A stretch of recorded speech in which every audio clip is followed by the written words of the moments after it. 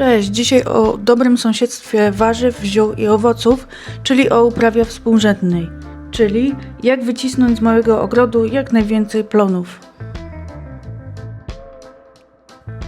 Dobre sąsiedztwo warzyw, owoców i ziół korzystnie wpływa na warunki dla wzrostu roślin, prowadzi do wyższych i smaczniejszych plonów oraz zapewnia ochronę przed szkodnikami i chorobami.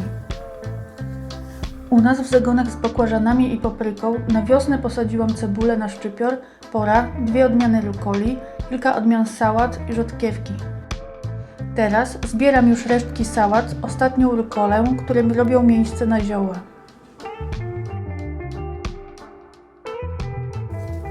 W zagonie z burakiem ćwikłowym rosła sałata i rzodkiewki. Teraz w ich miejsce posadziłam ogórki i dosiałam koper. W skrzyni z mangoldem mam też 2 odmiany buraków ćwikłowych, które rosną razem z cebulą.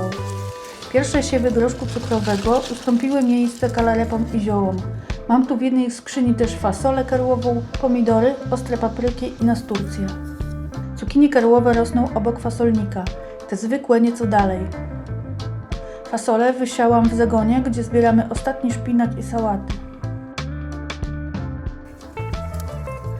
Jeśli obok siebie posadzisz różne rośliny, które są dobrymi sąsiadami, uzupełniają one swoje zapotrzebowanie na wartości odżywcze i minerały.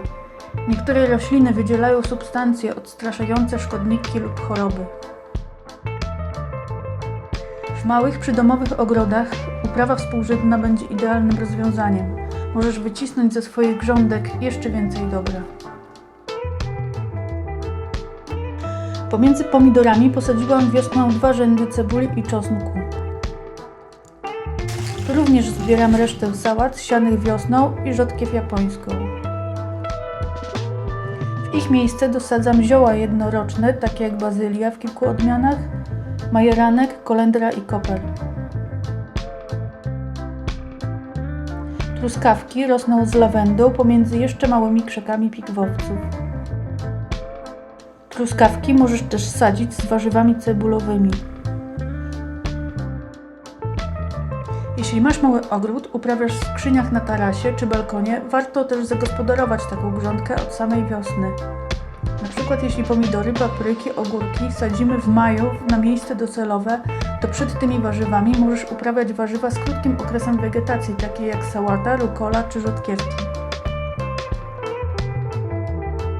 Porzeczka szczepiona na pniu rośnie z karłową brzoskwinią i figowcami na rabacie z kwiatami miododajnymi. A tu zielnik. Tu zrobił osobny film, jakie zioła sadzić obok siebie, by uzyskać atrakcyjną i kolorową kompozycję. Zatem nie dziel grządek według odmian. Monokultura, czyli uprawianie tylko jednej odmiany, nie wpływa korzystnie na rozwój roślin i zajmuje więcej miejsca w ogrodzie.